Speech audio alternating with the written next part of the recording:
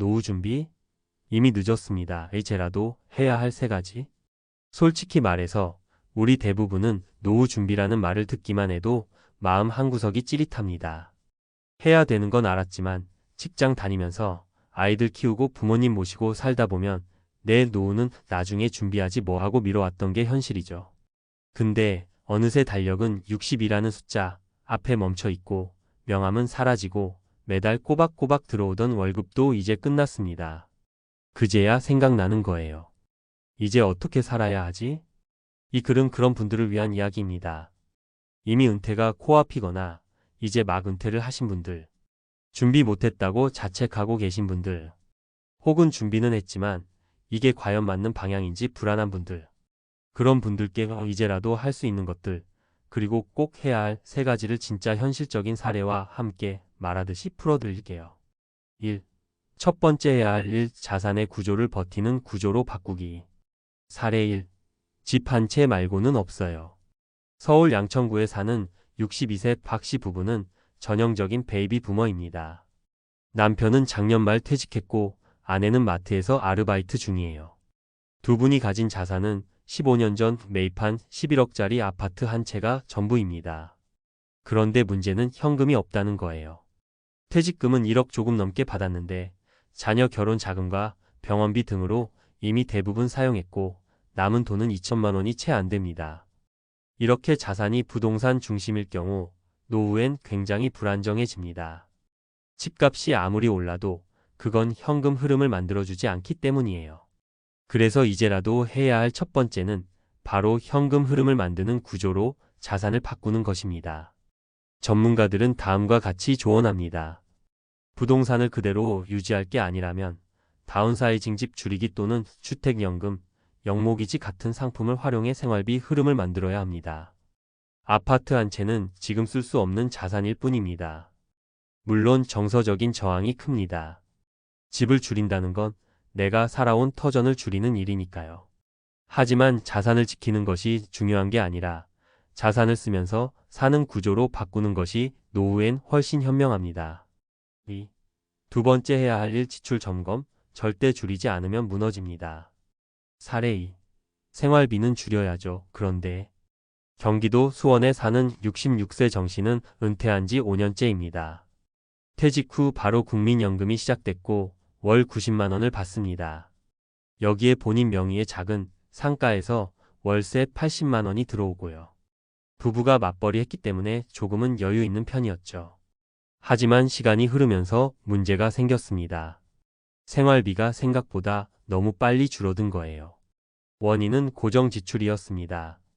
스마트폰 요금제, 보험료, 차량 유지비, 그리고 손주 용돈까지 이건 어쩔 수 없잖아 하고 넘긴 지출이 쌓이고 쌓여 결국 매달 적자가 나는 구조가 됐던 거죠. 정씨 부부는 뒤늦게서야 재무 상담을 받았습니다. 상담 결과는 명확했습니다. 지금 생활비 중 최소 40만 원은 줄일 수 있다. 줄여야 노후가 버틴다. 그 뒤로 차량은 처분했고 보험도 정리했으며 요금제도 알뜰폰으로 변경했습니다. 그렇게 매달 50만 원 가까이 지출을 줄이자 다시 균형이 잡혔습니다. 핵심은 이겁니다. 소득이 없어진 지금 줄일 수 있는 지출은 무조건 줄여야 합니다. 쓸 돈이 줄었으니 당연히 덜 쓰게 되겠지는 착각이에요. 생각보다 우리 지출은 자동화되어 있어서 의식적으로 구조 조정을 하지 않으면 예전과 똑같이 나갑니다. 그럼 몇 년 못 가요. 3. 세 번째 해야 할 일, 노후에도 돈이 도는 시스템을 만든다. 사례 3. 이 나이에 무슨 투자예요. 70세 김 씨는 은퇴 후 8년 동안 거의 모든 걸 현금으로만 써오셨습니다. 퇴직금, 연금, 예금 뭐든 그냥 통장에 모아두고 필요할 때 꺼내 쓰는 방식이었죠. 처음엔 든든했죠. 하지만 요즘은 다릅니다.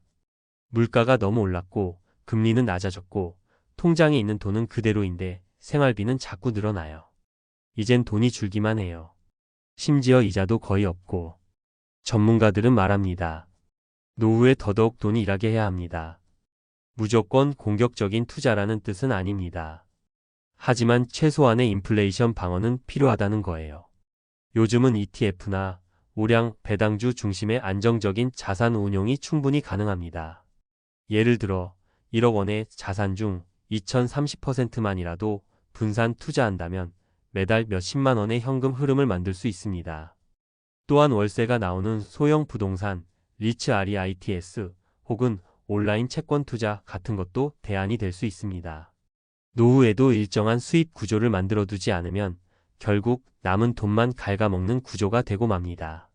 마무리하며 지금이라도 괜찮습니다. 이제부터가 더 중요합니다. 지금 와서 뭘 더해요. 그냥 되는 대로 살아야죠. 이런 마음 정말 많이 공감합니다.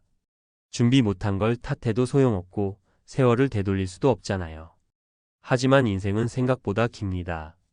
평균 수명 85세, 그 이상도 살아야 합니다. 은퇴 후 20년, 길게는 30년을 더 살아야 해요. 그 기간을 참고 버티는 시간으로 만들지 않고 내가 다시 설계하는 시간으로 바꾸는 게 정말 중요합니다. 지금까지 말씀드린 세 가지는 늦지 않았습니다. 하나, 자산 구조를 바꿔서 현금 흐름을 만들어야 하고, 둘, 고정 지출을 철저히 점검해야 하며, 셋, 돈이 계속 도는 시스템을 구축해야 합니다. 노후는 정답이 있는 게임이 아니라 각자 사는 방식대로 최선을 다하는 여정입니다. 다만 중요한 건 그냥 사라지지 않는다는 거예요. 준비하든 바꾸든 시작하든 뭐라도 해야 사라집니다. 지금부터라도 늦지 않았습니다. 당신의 은퇴 다시 시작해도 괜찮습니다. 앞서 노후 준비가 늦었다 해도 지금부터라도 꼭 해야 할 세 가지를 이야기했는데요. 이제는 좀 더 전문가 시선에서 구체적이고 실용적인 정보를 깊게 파고들어 볼게요. 말하듯 친근하게 풀면서도 실제 생활에 바로 적용할 수 있는 팁과 주의사항도 담아드릴게요. 1. 자산 구조 재편 현금 흐름 만드는 구체적 방법. 앞에서 말씀드린 것처럼 부동산이 많아도 현금 흐름이 없다면 생활은 불안합니다. 그래서 현실적으로 어떤 방법들이 있을까요? 첫째, 주택연금형 모기지를 적극 고려해 보세요. 예를 들어 65세 이상이시고 본인 명의로 집을 보유하고 있다면 집을 담보로 매달 일정 금액을 연금처럼 받을 수 있습니다.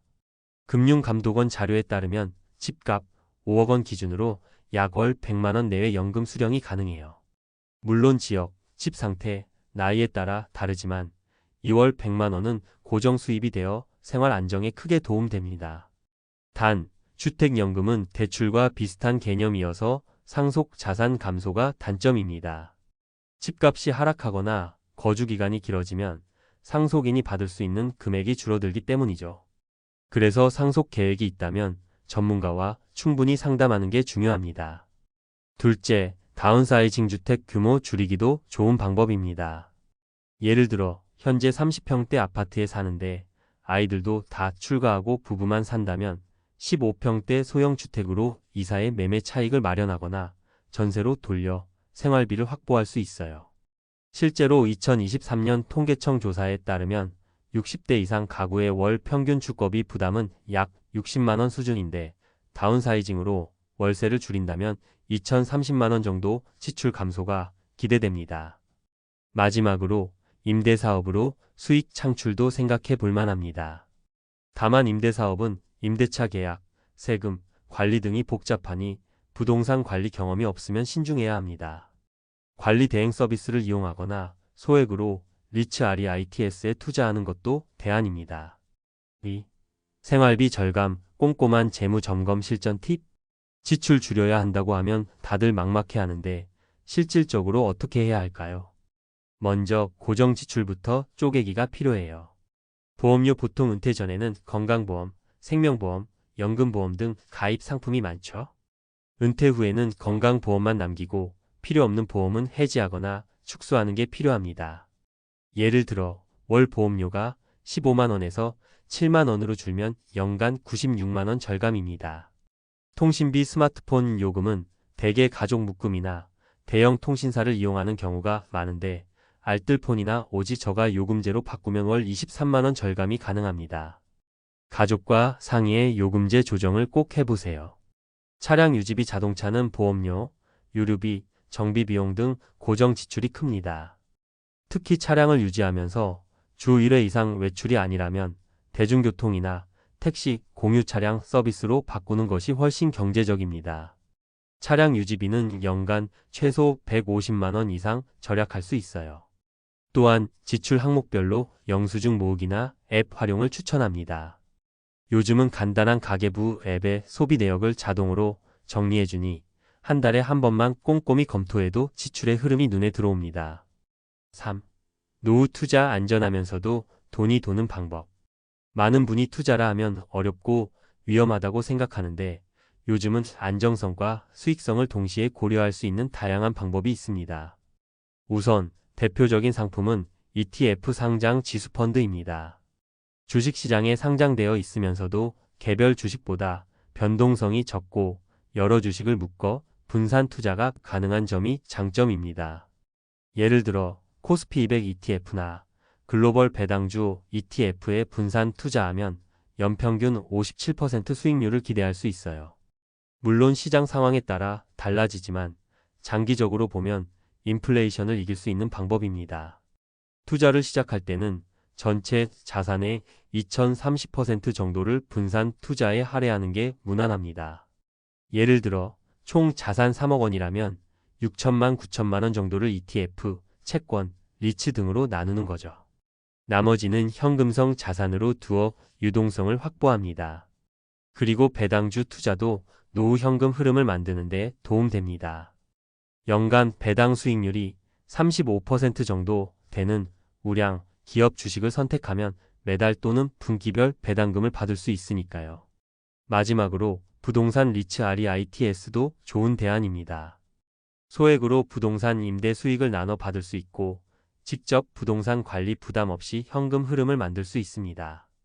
연 46% 정도 배당을 기대할 수 있는데 펀드처럼 증권사나 은행에서 쉽게 살 수 있습니다. 추가 팁과 주의사항. 긴급 자금 확보는 필수입니다.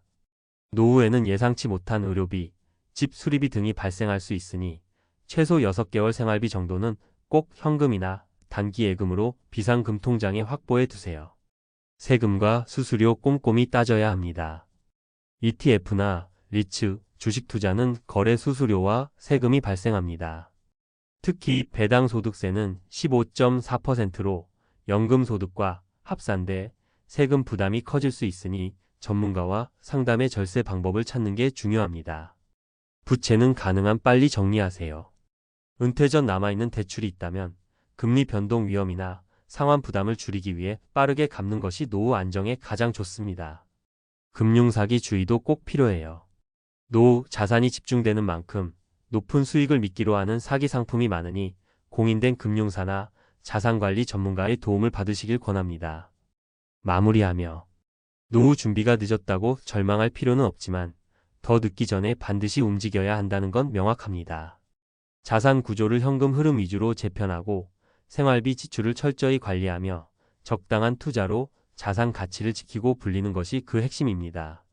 실제로 현장에서 상담하는 전문가들은 노후 준비는 완벽함을 추구하는 게 아니라 꾸준한 작은 변화와 실행이 중요하다고 말합니다.